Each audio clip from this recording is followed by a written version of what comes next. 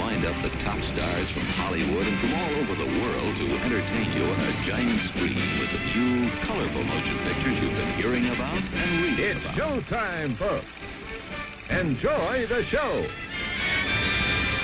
We're delighted to have you with us. They're driving theater. You'll find something to please you to add to your evening's enjoyment. Is pleased to bring you our feature presentation.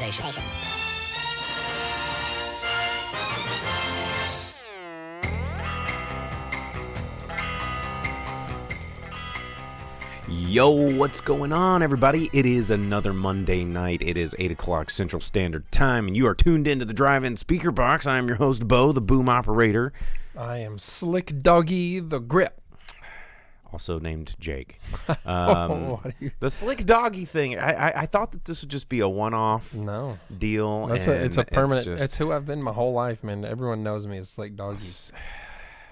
You know, the people aren't allowed to give themselves nicknames. I think it is the rule with nicknames. It's just something that happens organically. The people are who gave me the nickname. And do you have multiple personality disorder that I don't know about that we just need to talk about? But, well, anyway, welcome to the show. This is a show where we record weekly and we talk about movies. And we talk about things that are coming out in the movies and movies that you probably should have seen or movies that maybe you probably shouldn't be obsessed with and all of this kind of fun stuff. So this week, if you are tuning in live, you'll notice the title, Ghostbusters Afterlife and Cowboy Bebop. I'm going to be talking quite a bit about those tonight because both of us saw a little bit of Cowboy Bebop. I went and saw Ghostbusters Afterlife, but Slick Doggy here went and watched the new Netflix film.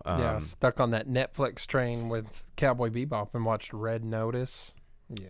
All right, we're going to be talking about that as well. So a lot of stuff to talk about in the new world, so we're going to try and move through the news pretty quick so we can get to the good bits. So, yeah, what's new in the news? I mean, I know you got a big list of news here. Man.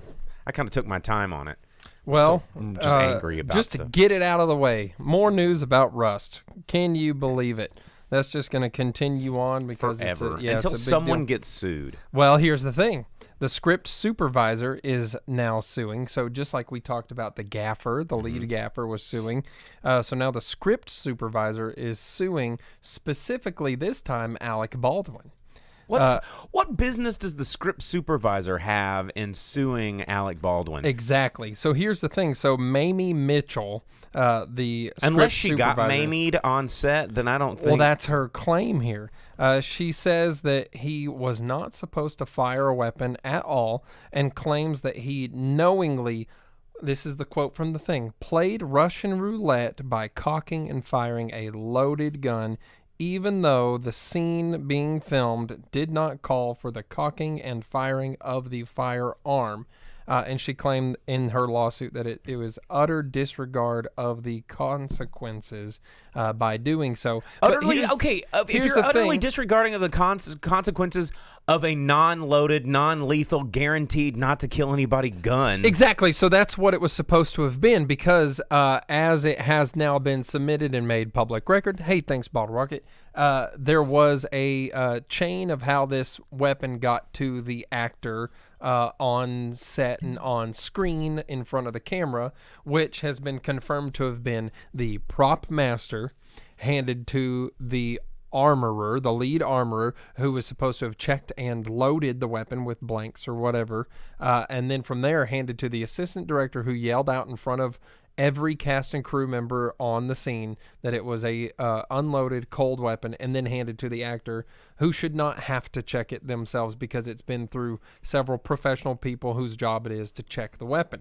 Now, according to her, she was 4 feet away from him when he decided to fire a weapon, which known to him was in no condition to fire anything. You know, when I go to like an Italian restaurant and they're giving me a salad that might have like, you know, all like whole olives, they're like, hey, just letting you know there might be pits in those olives. And then if you chew and chomp on a pit, that's on you, bro. Well, you know? So the whole thing is that, there were 3 or 4 people it went through before it ever got to the actor, and it was no responsibility of the actors to check it. However, she claims it was, and she says by standing 4 feet away, the discharge of the firearm caused extreme mental, physical, and nervous pain and suffering. Now, they're filming a Western. There's lots of gunfire on the set of a Western. But this particular gunshot has caused problems from the firing of it from And being how is only that 4 Alec feet Baldwin's away. fault? Exactly. It's not, but she claims that it is. God, I hate the legal system. And her claim, too, is that the armorer did not check it. However, it has been clearly shown by everyone else that the armorer was the second of the 3 to check it at least.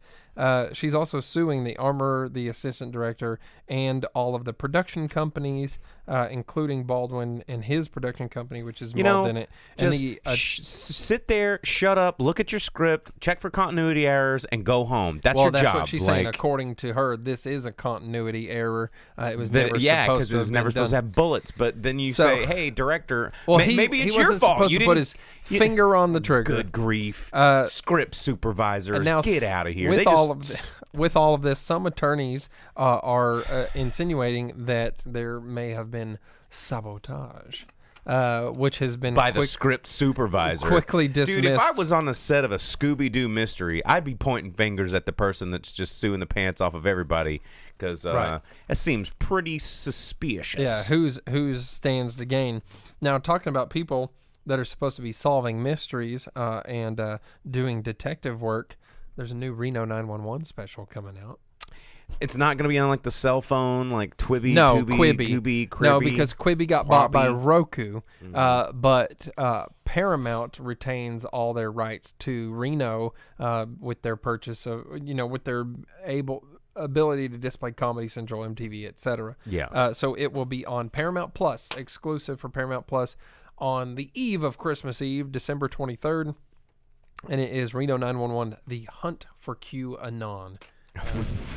God. So I like Reno. I mean, think Reno's gonna be it's the people behind that are all hilarious people, and been doing hilarious, underappreciated things for years and years. The list of people that are supposed to come back is basically the entire cast. Anyone you can think of when you think of Reno 911 should be there. So I think that looks like it's going to be pretty good. Do you have a Ghostbusters pencil? I do. I have the pen that I purchased for this show several years ago. That's right, little How about Ghostbusters that? pen. My little Slimer eating, just chowing down on all of the hot doggies. As he did. Right there, yeah. But talking about streaming services like Paramount Plus, Netflix had some news, as they tend to do quite a bit. They have a TV show coming out about Blockbuster. Oh, I did read about that. Mm-hmm. So it came from NBC Universal. They got it from them, the rights from them, and it's a 10-episode series currently. They purchased 10 episodes starring Randall Park. They already have him cast.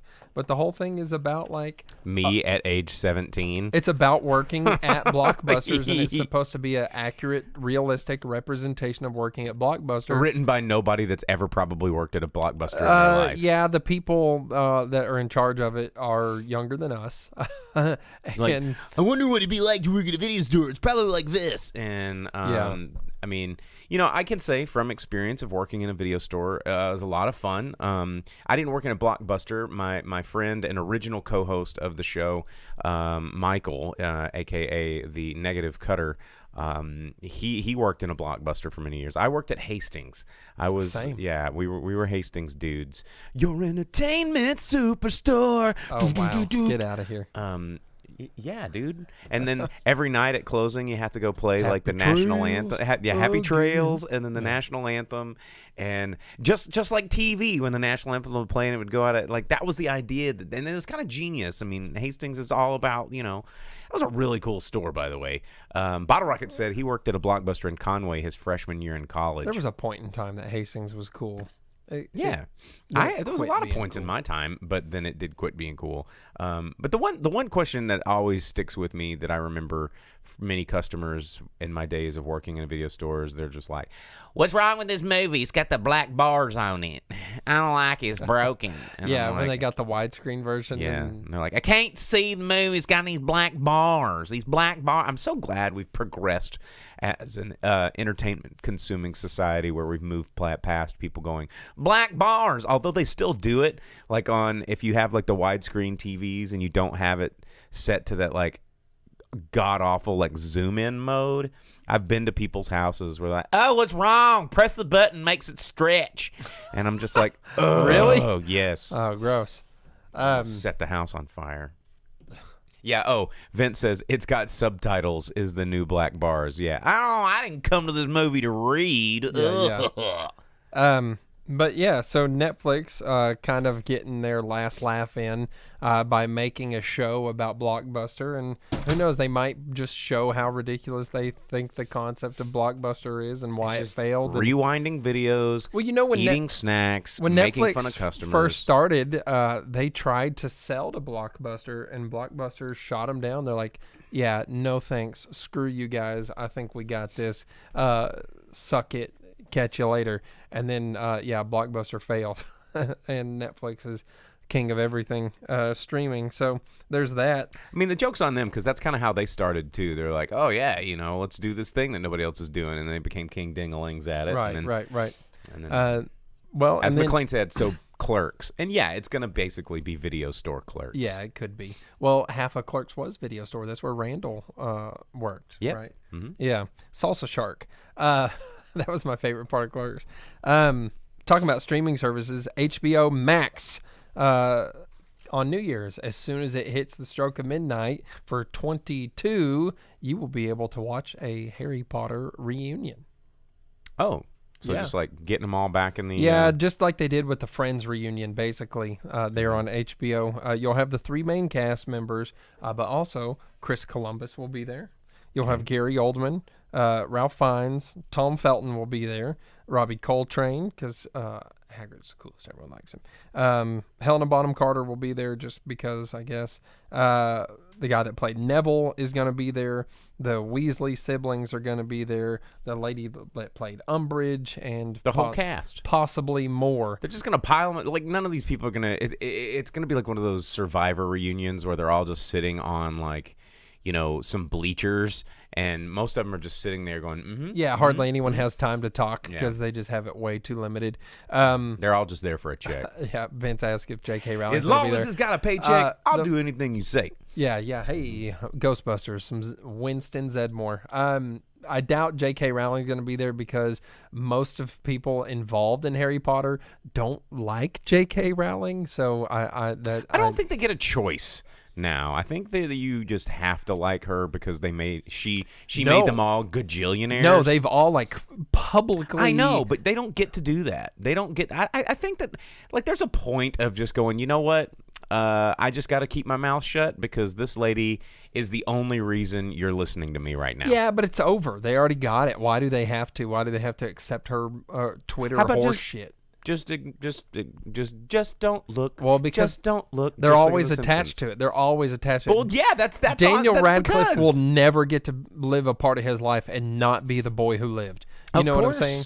Of course, but he also has significantly amazing financial compensation to go with that. Yeah, but he doesn't need J.K. Rowling's approval for shit anymore. No, he doesn't. Exactly. She sucks. They don't have to deal with her. Yeah, but they don't have to like sit around and put her on blast all the time. Everyone's going to ask them about her. They're going to have to get it out of the way. And that's when you like go, you know what? Can we talk about something else? Yeah. Well, anyhow, the point is, Harry Potter's I mean, I'm not defending J.K. Rowling by any means. Sounds like you are. I am, because I don't even know all the shit that she's saying because I just tune her out. You should look into it, and you would not be in the position that you're in right now. Everybody kind of signs up for it, like just eating those damn chicken sandwiches. You're just like, you know what?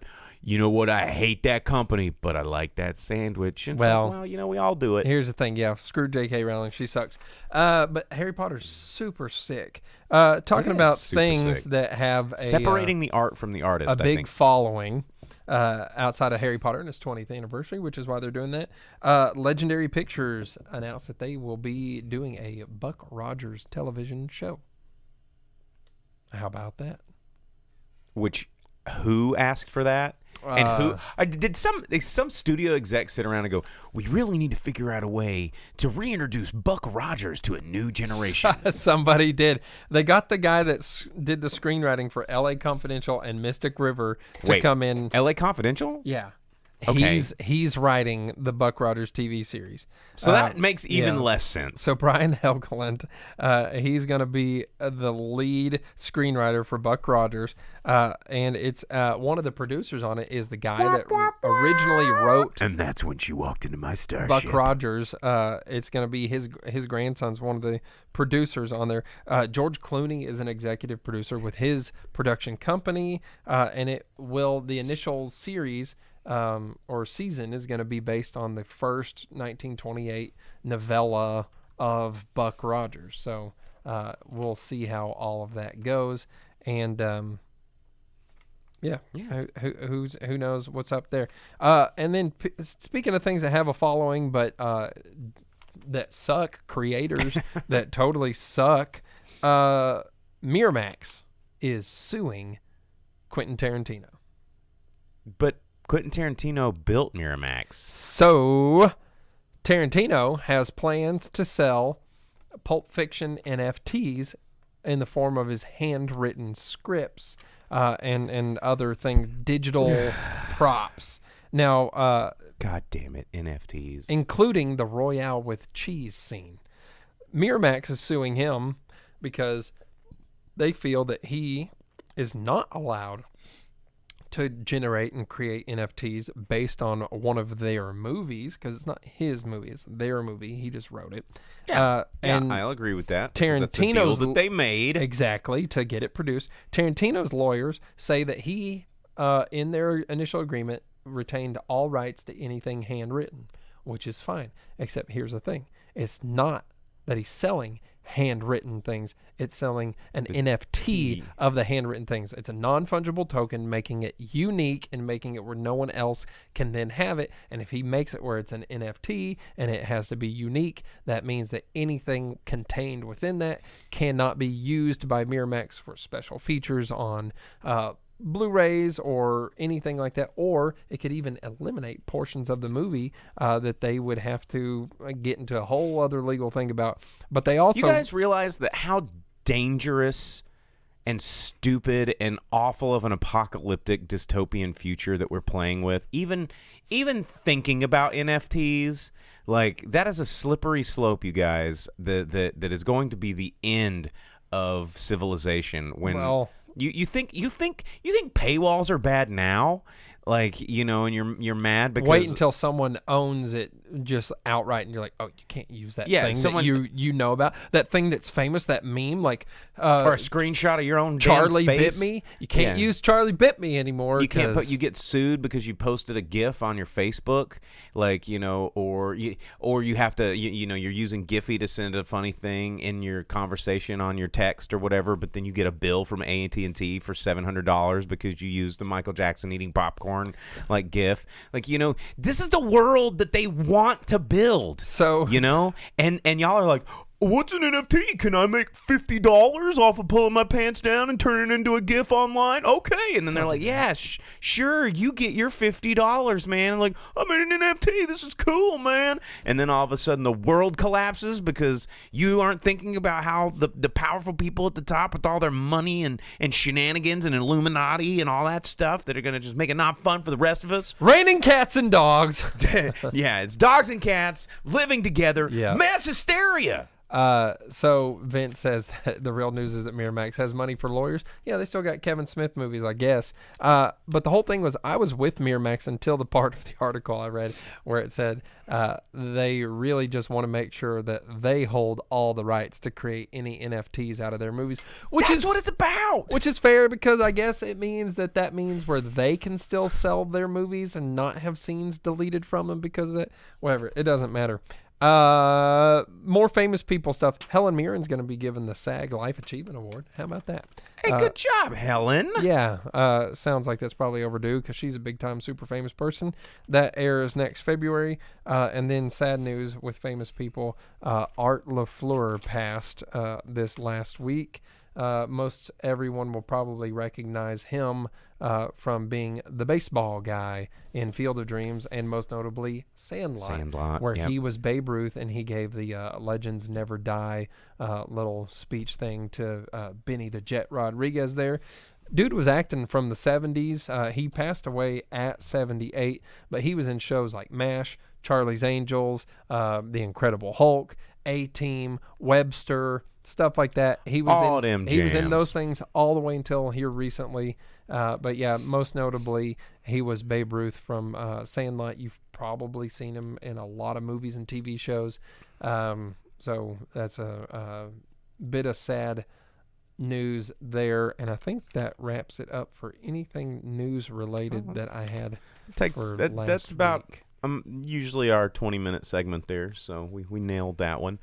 Well, let's go ahead and jump into what new stuff's coming out. We got a lot of new movies coming out this weekend, so make way for theater vacancies. There are going to be a lot of movies leaving theaters to make room for these new theaters. Probably the biggest one coming out, I mean, it is holiday weekend, Thanksgiving. Everybody's going to be, what do? We go to the movies, because those people don't have families. So yeah, first big movie, House of Gucci, coming out. It's the new film from Ridley Scott. You all know him. It's got Lady Gaga, Adam Driver, Al Pacino, the whole thing. Gucci, the clothes that everybody thinks are cool. It actually looks like a pretty good movie, to be honest. I think that it's going to be pretty cool. Someone screamed at me the other day because I put... Because you were wearing Gucci? No, because, yeah, of course, me, the Gucci boy. Mm-hmm. No, because I said Adam Driver's name ahead of Lady Gaga's while talking about that movie. Well, yeah, because it's Adam Driver, and he's cool. Yeah, no, they got upset that I didn't put Lady Gaga first. Who cares? That's what I'm saying. It's like, oh, well, she's been given an award for singing in a 5th remake of a movie. Okay. Yeah. Like, but Adam Driver's a really good actor. Yeah, well, that's dumb. House of Gucci coming out. Also coming out, I'm pretty excited about this one. A lot of good reviews coming out. Early reviews from the new Paul Thomas Anderson movie. Paul Thomas Anderson usually makes pretty good movies. Licorice Pizza. You can look up who all's in it. I don't want to put anybody ahead of anybody else. But looks like a really fun, 70s nostalgia wank. And also a filmmaking kind of what? Where it's just kind of tugging its own shit and like self-grandizing, the 70s and filmmaking and all that romanticizing like bell bottoms and things like that, like the 70s do. Freaking 70s. What did you ever do? No. I don't know. I'm excited about this movie. I think it's going to be pretty cool. I think that the trailer is probably pretty deceptive of what the movie is really going to be about. So I am looking forward to checking this one out. So I'll probably check it out this weekend. Also for the kids, Encanto from Disney. It's the new... it's not Pixar. Don't let that be, everybody's like, oh yeah, it's a new Pixar. It's Disney Animation Studios. There's a difference, but it's about a Colombian girl. I mean, anymore, yeah, basically.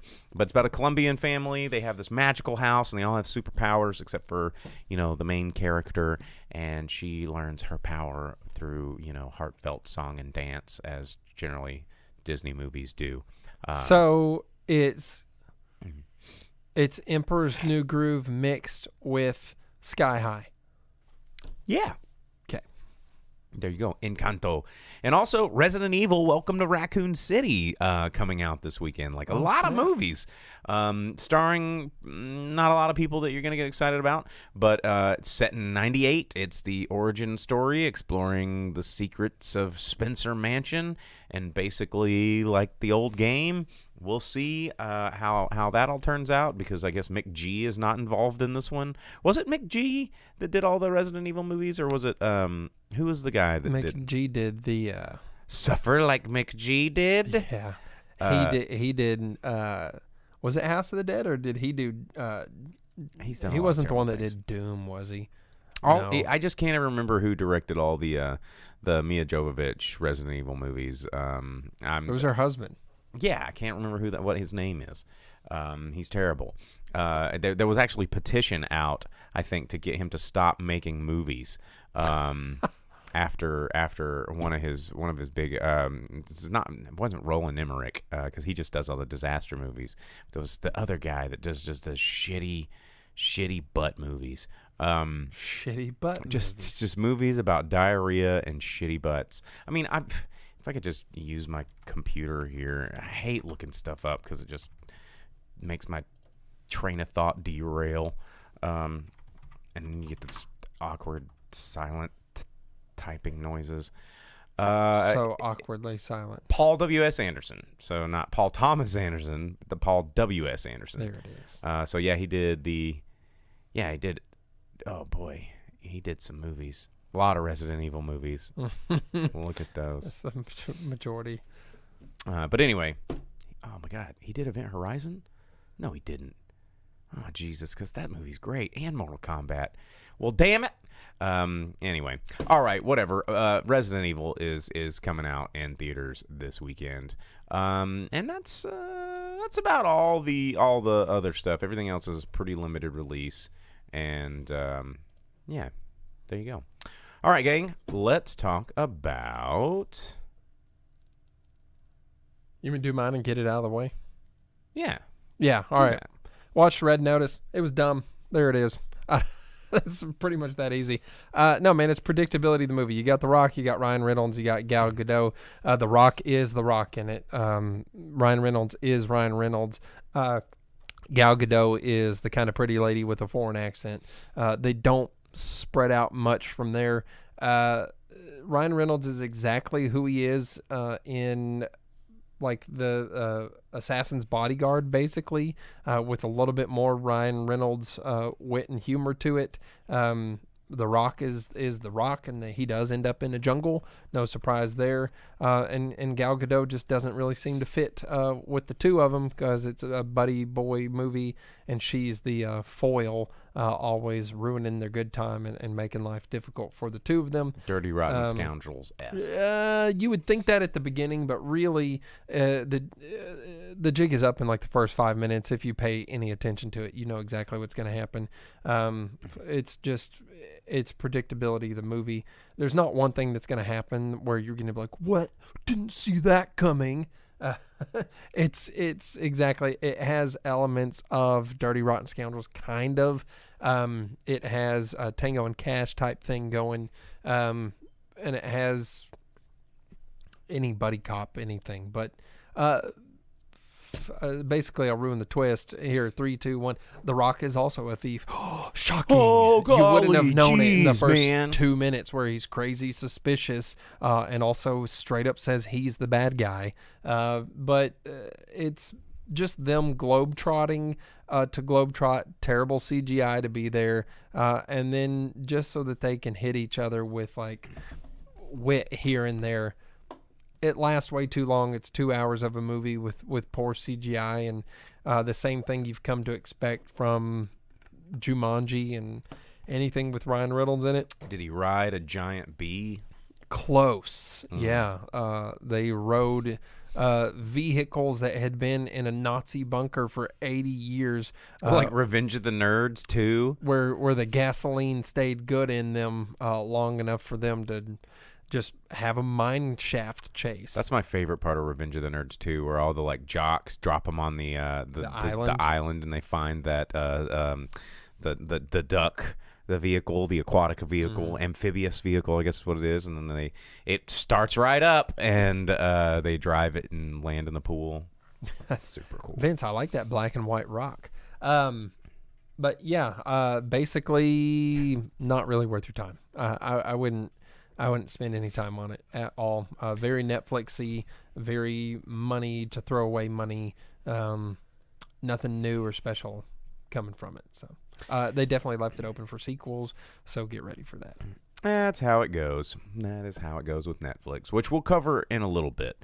But I want to get to Ghostbusters Afterlife, because I didn't want to just like cram it in the last 9 minutes of the show like sometimes happens with our reviews. I wanted to kind of dive into this one because this has been a movie that people have been waiting for. I mean, it's been teased about for almost a decade, and and then of course even after it got filmed, it got pushed back, and it's just one of these things that we've been waiting so long for that I think people kind of stopped caring about it. And now, that it's here and people are watching it, they're I don't really know how to just dive into this review, but this movie doesn't know what it wants the franchise to be. Ghostbusters Afterlife, this will be a spoiler-full review because there's nothing to spoil if you've already seen the original Ghostbusters. That's my spoiler. This movie is the original Ghostbusters movie. So they just kept that same thing. Now, straight up, the third act of this movie is a shot-by-shot remake. Characters, dialogue, plot points, everything, even to the point of when the terror dogs, which I even brought my own terror dog. Like, check us out. Yeah, put him up here. Oh, yeah. Got our terror. There is no Dana. Okay. Only Zool. Who brought the dog? So, I mean, to the point of just like straight up, this thing's freaking huge. Straight up lifting lines from the original movie. The there is no Dana, only Zool. The terror dog takes the kid's mom. She's sitting in a chair just like Dana, going, there is no mom, only Zool. And this whole movie was just a journey through, remember this part? Remember this part? Remember the Nestle Crunch bar that one time Egon kind of ate for a second? Remember the oh, Jesus Christ. Remember this toy from the 80s? Well, they have this toy, the eyeball ghost, which if you're watching the live stream, I'm holding it in my hands. This like came out of a grocery store and was like, remember me? Wah! And like you're like, oh, I remember that. And then remember the taxi driver that goes, gah. It was a just different thing. It was a miner that looked exactly like it. And then they're like, remember when Ray? You remember Ray? Well, now we got a little tiny Asian version of him named Podcast, which is a terrible name for a character. And everything was just this. Remember this crap. Remember ghost traps? And it's like, oh yeah, and they have all these ghost traps that make no freaking sense. Look at this one. This one lights up. I'm catching a ghost. See? I got my ghost trap. You can hear it. Remember Get PK the Scolari brothers. Remember PKE meters? Like, yeah, you remember all this shit? And you remember Slimer? Well, don't remember Slimer because they replaced it with Muncher, who is nothing like Slimer, mind you, completely different because he has 4 arms, and instead of eating lots of hot dogs, he eats metal. But not Slimer, not at all Slimer. Remember Stay Puft? Because for whatever reason, when Paul Rudd decides to go into product placement central in Walmart, and no one's in there, by the way, and then he goes down the aisle, and the only mysterious ghost-like activities are Stay Puft marshmallows decide to come to life in a very Groot Baby Yoda-esque manner that permeate the rest of the movie in stupid-ass ways, which how would Stay Puft as a company even survive having destroyed half of New York and murdered millions of people? Like, come on, dude. Like, Stay Puft would be gone. Like, nobody would be eating Stay Puft in the marshmallows. 80s, and everyone would forget it. It's not like But they had social media to bring them down at that time. This movie was all about nobody remembers this, but you remember this? And it was so, like, anger-inducing because the pieces of this movie were there.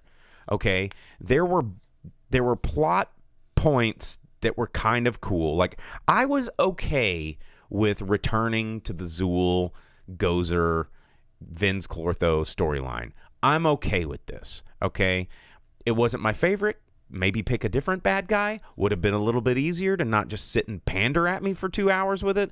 But it would make sense to pass the torch where, Egon is kind of obsessed with this thing, yada, yada, yada, tracks down where the Ivor Shandor guy who built that tower in the first place, he had the mining town where he was mining all the, like, weird alloys to build this building, but also trying to resurrect Zool or something. I get it. Okay.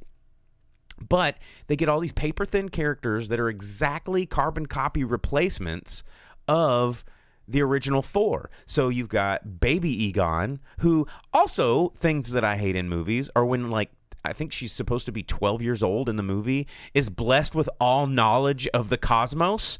Like, she repairs a proton pack at age 12. She's just like, oh, it needs needle nose pliers, poke, poke, poke into a nuclear reactor that's on their back, and goes, I can fix it because I'm a girl and I'm 12 and it's 2021. And, it makes no sense. She like opens up this prototype piece of thing that Egon, who has multiple physics degrees, and also screwed up a whole lot in the course of the movie. It's trial and error a lot with Egon. But she's just like, oh, it's missing a globulator. Plick. And, like, what? Anyway, so she's baby Egon. Her brother, who serves absolutely no purpose in the film except for filling Bill Murray's character's shoes, Peter Venkman, where he's like, I'm kind of wanting to get this girl, but I have no business giving a shit about ghosts or whatever. I'm just here for the ride. His whole character shouldn't have been here, but he was, because it's teenage coming of age movie about spooky things. So get Stranger Things kid, because remember that scene in Stranger Kids where they all dressed up as Ghostbusters? It's this fucking movie. And so the kids strap on proton packs and reenact the hotel scene, except for it's in Ecto 1, which is actually kind of a cool scene, except for they're just reenacting the catching of Slimer all over again. And then guess what? There's a working class black person that decides to join up too, and she's just a girl this time. Why do you always make that fucking face when I'm doing this? Like you're gonna try and cancel me here. This is what they did in the movie, and it's like she pulls the Winston card, and I'm like, it is so freaking pandering at how paint by numbers they're doing this thing. It's an insult to not just every human that watches this, but a decently written comedy. And it's not a comedy even. It's like a drama. And if it hadn't just tried to copy itself every step of the way, it was a well-made movie. It looked like a Spielberg film or a Donner film or a Joe Dante film. It had all those elements. The pacing was actually pretty good, but then it just kept trying to be Ghostbusters again, and it made me so sick, because it's like, yeah, I have the toys because I like the first movie, because the first movie was fun. The second movie was already a remake of the first movie. It was, and the second movie was also understanding about beating a franchise into the dirt. Like the first act of the second movie was about them jumping shark, and going, well, we're in it for the money, and now there's no more ghosts, and now the money's running out, and we kind of suck. And there was and like the mayor's like, who are you guys again? No one remembers you. Who cares about you? Yeah. And this movie was all just, and it was just about selling toys. It was like a fetish idol worship of this kind of crap, these the traps and the proton packs and the Ecto 1, and that's cool to have these reveals of these things that are relics of times past, but also give us some credit as an audience. It's like this movie didn't try at all. It's like the Ghostbusters. What was the sub caption of the one that came out in 2016? Ghostbusters Answer the Call. Like, that was trying too hard, to the point of it was just unwatchable baloney. Like the dancing scene where Chris Hemsworth like head spins around and it's just it was terrible for so many other reasons. I didn't realize there was a subtitle to that one. Yeah, because it couldn't be called Ghostbusters because there's already one of those. All the other remakes do it. And no, they don't. It's just there's Ghostbusters 2. No, but all the other remakes of movies, they're just it's this, but there's a year behind it to distinguish it. Yeah. And it just felt like it was just trying to sell me something, which it is, and something that makes me really mad about things like Ghostbusters, things like Star Wars, things like, all these things they're like, well, how do we reach the kids? People think of Ghostbusters as a kids movie now because so many generations of people have fallen in love with this movie. And, I don't worship it like sacred text or anything, but there is a reason that this movie has spanned multi-generations of fans, and it's not because their neck-beard father or whatever is like forcing it down their throat. It exists because It's a good-ass movie. It's not a kid's movie. It was a movie that could appeal to adults and to kids. It was a comedy. Dan Aykroyd got his dick sucked by a ghost in this movie. Bill Murray was trying to get his suck on with this girl he was trying to flirt with the whole time, and he's going over impersonating a job so he could go over and make reasons to go on dates with this woman. Like, it's not a kid's movie. It was just a fun movie. And the lines like, it is true, this man has no dick. Like, that's not a kid's movie line. But yet it has managed to become this. And this movie is straight up a children's movie. It is made for babies. And it is like, here's a 11-year-old with a proton pack shooting lasers and winning somehow. I don't know. There's no... The kids aren't learning. There's no lessons to be made. There's no development of character. It's just like, here they are. Look at them. The toys will be available this holiday season. And now the more I talk about it, the more I'm mad at this movie. Do you have any thoughts on Ghostbusters, Jake?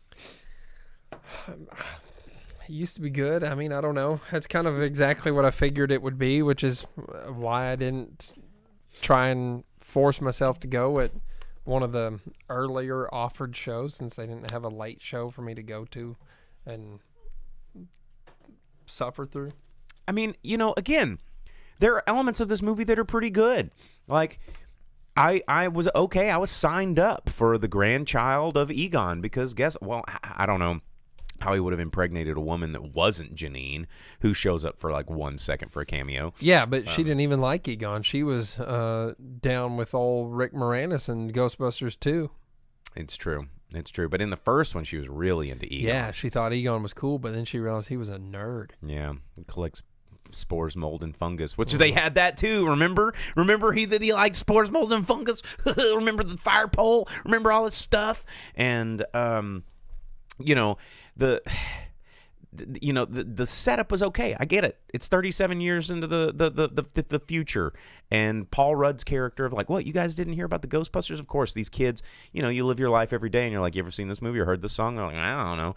And so it would make sense that this interesting period of time happened, and a lot of people didn't really know of it, even though the existence of ghosts, which you think confirms would be like heaven or hell, taught in school or whatever. And why would they not bring in the elements of like the video game, which was the original script of Ghostbusters, and make that where it was canon, where they travel into the other world and fight ghosts and stuff? The video game is super sick. It is. If you have not played it, you definitely should. It's very good. It takes all of the elements of what the original script of Ghostbusters was going to be, which was them traveling to a different plane. Thanks, Dan Aykroyd. And fighting ghosts. But they were like, well, that can't work. We need to find a way to make it work in our world because 80s and budget and CGI doesn't exist. Well, and there also weren't a lot of people in this movie. And for a town where everyone's like, I didn't remember this thing that happened in the 80s. Everybody was dressed like it was the 1970s and driving like 70s El Camino. Like the teenagers were driving a 1970s El Camino. And I'm just like, those are cool kids. That's also like a 40-year-old car. How is this? What? No. And like none of these. And I was like, I get it. It looks cool. And you're trying to capture that like mystic summer sort of vibe that kids have in coming of age movies, but it just felt this is like disingenuous, or it was just this kind of just this smoke and mirror show to get us to like kind of fall in love with something that has no depth to it. And I'm not kidding, the third act is 1000% a carbon copy of, even to the point where the original Ghostbusters show up and Gozer's like, are you a god? And then they all look at Ray, and then Ray's like, and they're like, remember when she asked you that thing? And he goes, yes, we're all gods. And you're like, oh, remember that? And so then he doesn't get no, he doesn't get yod. But the move in the first movie, then die.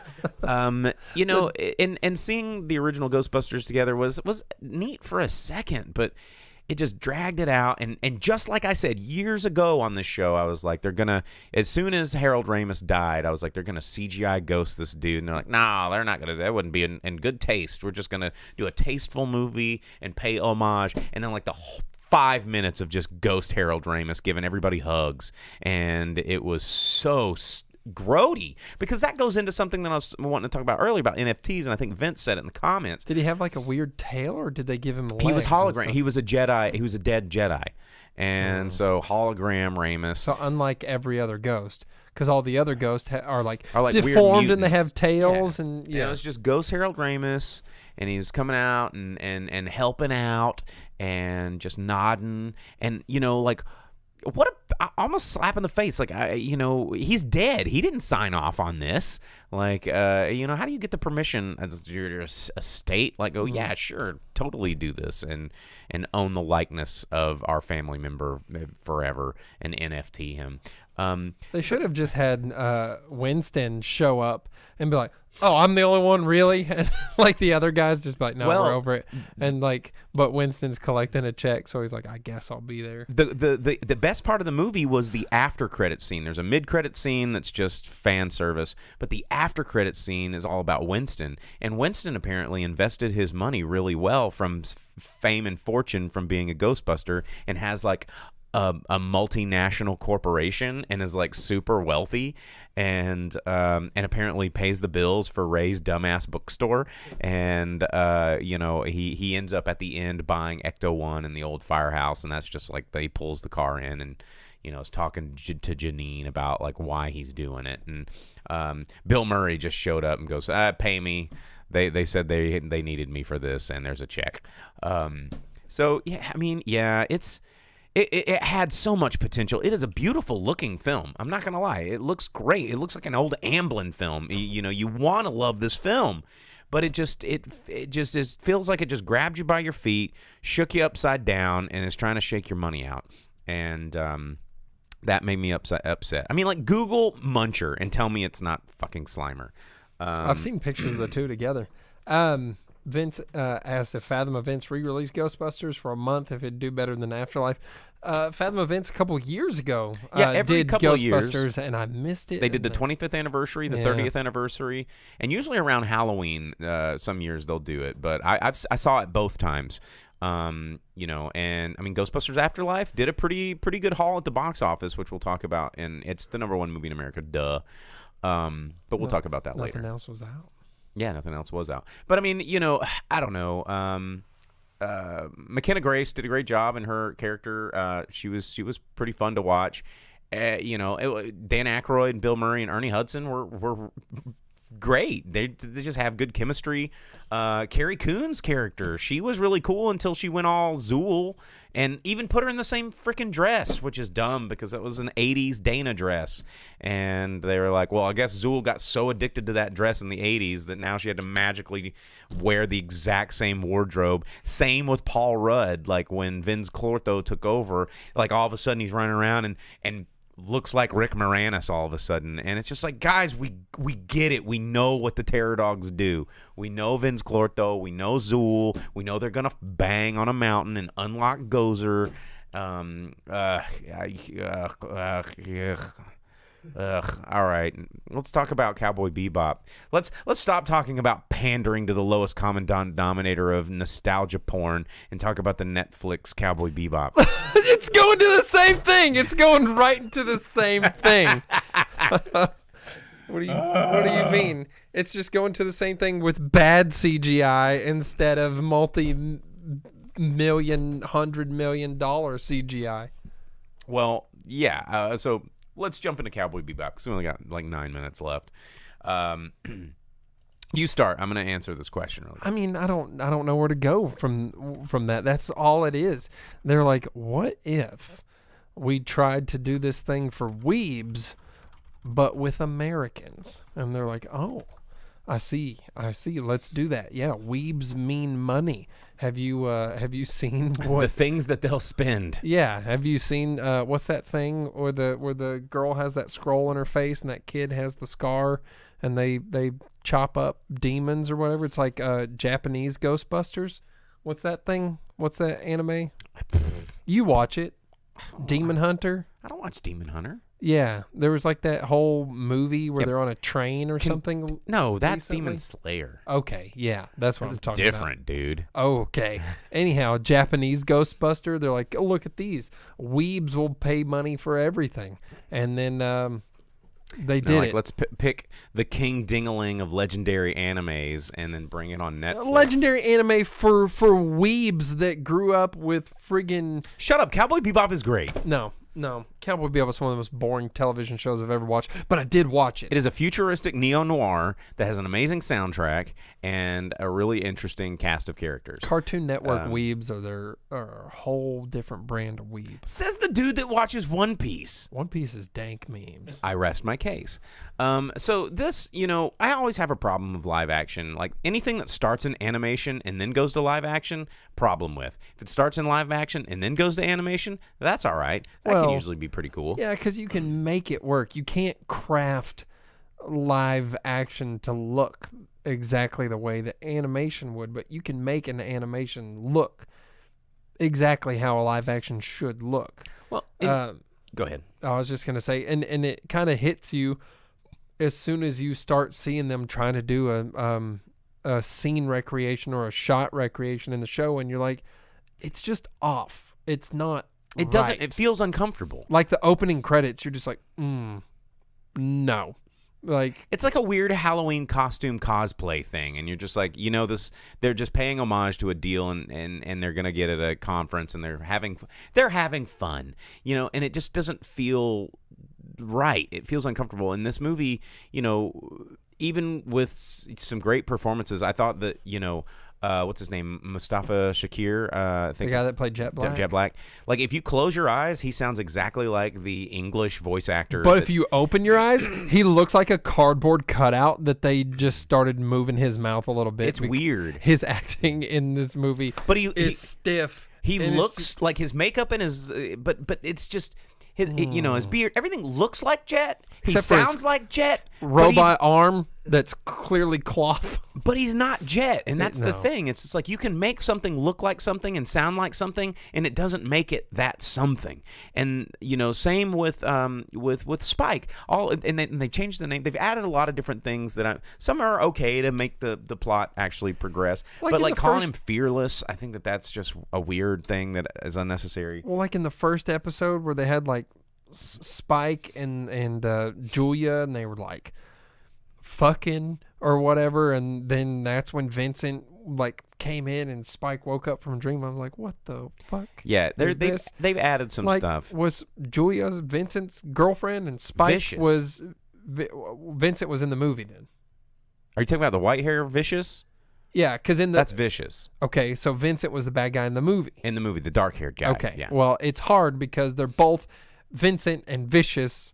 They both are bad guy was with V's. Yeah, stupid. All right, anyhow. But in other things about like with animation, again you hear me say this a lot on the show. Like my ability to suspend disbelief and then immerse myself into a world is much broader than in something like this where it's like, okay, in an anime, when Spike is wearing the same like blue polyester suit with the pop collar all the time, you're like, yeah, it's Spike, whatever, it's cool. I'm watching this cartoon. He's in space. He's a bounty hunter. Like how Doug has a closet full of the same thing. outfit. You're like, okay, it's silly. I get this shtick. But when you see like John Cho wearing the exact same outfit every single scene, every single day, every single, you're just like, this is just kind of stupid. Like, I kind of want him to wear something different, I get it. It's Spike. All right, we're in the real world now where we change our clothes, and, can we please do that? And, the best part about this show is, again, the music, which is from the original creative minds that did the music to the original series. And also the scenes that don't have anybody in it, like the world building scenes, like the shots of the Bebop or the Swordfish, like going through like warp gates and like When it zooms out in the casino is like the big. You're in space or you're looking at the planets and those kind of things. That's that world building tertiary stuff is actually pretty neat. But then you zoom in and it just looks like a bunch of cosplayers reenacting favorite parts of different episodes. And as much as they tried to do physical, like, fisticuffs and action sequences and fight sequences, it feels very stiff and very awkward. And it all was. Yeah. And I just can't. I'm just not digging it. Yeah. As someone who too many times in their lives heard the Rio Furuku Bruce. The Rio Furuku Bruce. Yeah. I can't do it, man. I got through that first episode and I was like, I don't want more. Yeah, well, and that's the thing for me is like I'm watching this and I love Cowboy Bebop. I'm a guy that really, really enjoyed that show. And, I'm watching this and I'm falling asleep in episodes. Oh, man, it was tough to get through just the first episode. And that's not something I do. Like, usually if I'm tired and I start watching something, I'll finish the episode. And sometimes it wakes me back up and I have to go, okay, all right, I gotta stop because I do need to sleep. But I'm putting on episodes and I'm like getting bored and drowsy. And just like real Cowboy Bebop, though. It's crazy boring. There are parts that are slow. I watched every episode of Cowboy Bebop and had the movie and all that, but it's not an exciting show. No, it's not supposed to be an exciting show. It's a detective bounty noir about two people from opposite sides of life that become best friends despite their past that they're both trying to hide from one another. Also, there's some leather-clad skank that hangs out on their ship. Yeah. That lost her memory, doesn't know, what her deal is, and it's about these just poor people trying to go through life with a lot of bad luck, and then coming together, and a puppy, It's a cool show, and it's not a cool show to be in live action. Yeah, it just doesn't work. It does not work, and I guess they're going to try and squeeze out another season because they only made 10 episodes of this, and I just why, guys? This is what I don't understand about Netflix. It's like we're not paying for each individual episode. Like I want to know how Netflix monetizes content that we view. Are they getting money based on how much we're sitting there watching their screen? Or could they have invested their money a little bit more wisely and said, okay, well, instead of making a 20-episode live action, incredibly expensive, over the top, pain in the ass that people are probably going to think sucks anyway, why don't we spend half of that or even fourth of that budget and make another animated movie that's only an hour and a half long that fits into the canon of the, before Spike gets, killed or whatever, question mark, that just like the original feature length was, it took place in the middle of the original series. Just do another one of those. And I think that would be fantastic. Is that when the movie's supposed to happen, is in the middle of the series?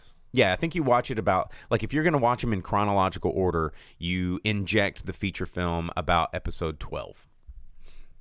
Yeah, I think that's what that is. Maybe I can't remember. It's been a long time. Maybe that's why it never made sense. Yeah, because at the end of the series, there's the big showdown between Vicious and Spike, and then Jet's just like, what the heck? And everybody parts ways, and Spike's presumably dead. It's a very sad ending to that show, but it's an ending, and not this well, maybe it didn't end if you want to see more and are willing to pay for it. And that's what this is. That's what everything is that is happening right now. It's just, if you're willing to pay for it, it's never going to end. And that means that the content and the quality of this content is going to just get shittier and shittier and shittier. And it's all our fault. But Night Owl, she said, that makes me so sad, but it's what I expected, honestly. Let's go. I mean, we're running out of time. Let's hit this box office roundup really, really quick. Only going to do the top 5. Well, actually, no. We'll do the top 10. Number 10, Ron's Gone Wrong brought in less than $1 million this week. Number 9, Belfast brought in also less than $1 million at the 940 mark. French Dispatch brought in just $1 million this week in its 5th weekend. So far bringing it up to 13 mil. Number 7, No Time to Die, bringing in another 2.7 million this week. In its 7th week, bringing it up to 154. These are all domestic numbers, by the way, not worldwide take. Number 6, still hanging in there, Venom, Let There Be Carnage, bringing in another 2.9 million. In its 8th weekend, 206 million domestically, doing very well for itself. Number 5, Dune, bringing in another 3 million. 5th weekend release, bringing in 98 million so far at the box office. That's a bummer, man, that Venom 2 has twice the money that Dune has, but... Yeah.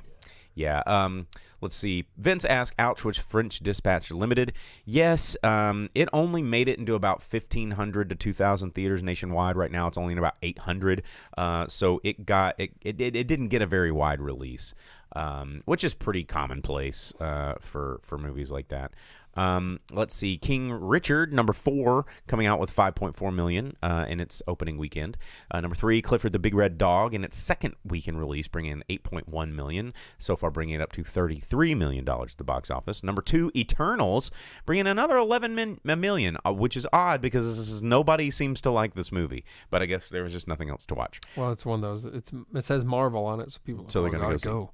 But 3rd weekend release, it has only brought in 136 million, which has got to be embarrassing that Venom is still kicking its ass. So there you go. And the number 1 movie in America, of course, Ghostbusters Afterlife, bringing in a pretty good opening weekend for 44 million at the box office. Even though everybody's like, oh, it's probably not going to do very well, blah, blah. I mean, it's making money. People are spending. And this weekend, I think people are going to go see it again.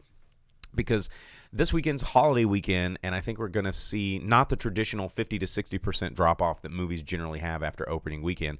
I think this one's going to be a little bit less of a drop-off, mainly because it's the only movie that has a little bit more of a cross-age appeal to it. And so you can take the kids to this one because it's a fucking movie for babies anyway. No one's going to take their kids to watch Gucci. Exactly. So I think Ghostbusters is going to do pretty good this week. So anyway, all right. That's going to be it. We got to wrap it up. We got to get out of here. So thanks for tuning in. As always, if you're listening to this show live on the stream, you can always take it to go wherever you download your podcast. You won't get to see our beautiful faces, but you can put it on your phone. You can download it. You can do that thing wherever you get your podcast. But if you want to participate, join in the chat, do all that thing like everybody did today, you can get it on Facebook Live, Twitch, or YouTube Live every Monday night at 8 o'clock Central Standard Time. So with all that said, of course, I am Bo, the Boom Operator. I am Slick Doggy. And we'll see you guys next week.